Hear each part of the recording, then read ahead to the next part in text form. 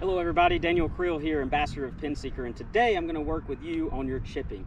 Let's get real, we miss more greens than we hit, so why not focus on our chipping? Because the quickest way to lower our scores is to get up and down more, which is going to be to putt better and to chip better. So I'm going to make sure you have the right tools to get the job done, and today I'm going to focus on your wedge selection and a few little technical drills that you can work on. So wedge selection, I carry a 50, a 54, and a 58, and a pitching wedge. So I have 4 wedges in the bag.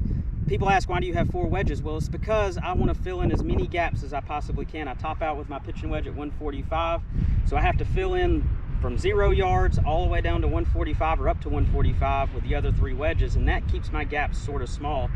Plus, it also allows me to have more versatility around the greens. So again, go through your bag and see how big your gaps are, and then buy the number of wedges that you need accordingly to that, and also you can ask your pro for some advice on that. The next part is the grind of the wedge and the bounce of the wedge. So you want to make sure you get the right bounce for the conditions that you play in, okay?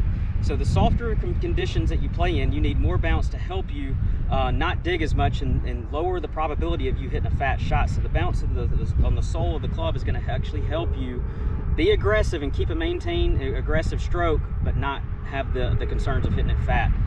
Vice versa, if you play in firmer conditions, you need less bounce, okay? That's going to allow you to be aggressive, and it's going to not bounce off the surface and bounce into the ball and hit those thin shots, because a lot of people get nervous on those tight lies that are firm. So get less bounce, and that's going to allow the wedge to cut through the turf, and you can still maintain an aggressive stroke and have confidence, okay? So now that you know how to select your wedges, let's go over here and learn some fundamentals on how to hit a better chip shot and increase the chances of you getting up and down. So let's hop over here. Hello guys, I got my chipping station set up so I can help clean up your technique a little bit. So let's get started.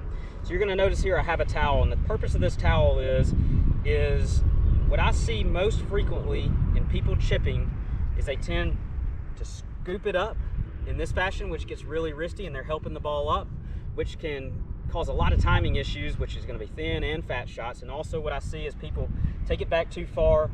They decelerate through the impact zone, which their hands slow down, the club speeds up, and then also causes the flip too.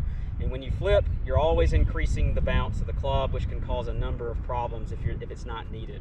So what I'm doing with the towel is I put the towel about 2.5 inches behind the ball, okay?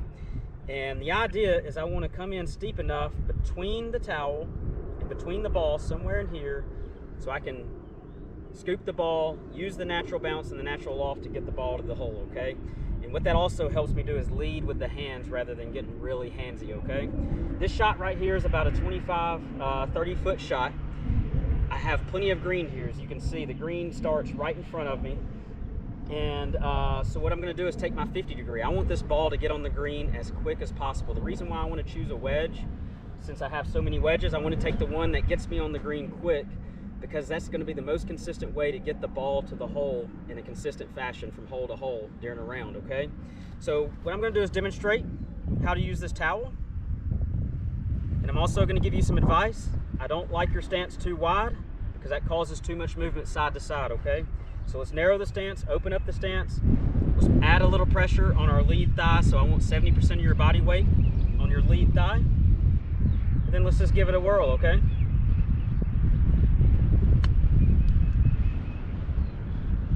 Not a bad shot. And you can see there, I took it back fairly short and I accelerated through, okay? I hit that one a little bit firm, but again, it takes a little bit of practice to get this down. Next shot, I'm gonna add another little thing to it, another little tip that's gonna help you get your body weight right. So again, we're gonna continue to use the towel, and you heard me say I need a little bit of pressure on my lead side. So what I'm gonna do is, a lot of people get there in a different way. Or if they put the pressure on the lead side, they sway out of it and it goes back to their right. So what I want you to do is to tuck your right foot behind you, okay? And that's going to ensure you have plenty of weight on your lead side. And then let's chip it again. You can see there, both of those chips were hit fairly good. So I hope this station, which again is just a towel, to the chipping area, practice before you take it out on the course, get comfortable with it, and I promise you, you're gonna chip better than you ever have before.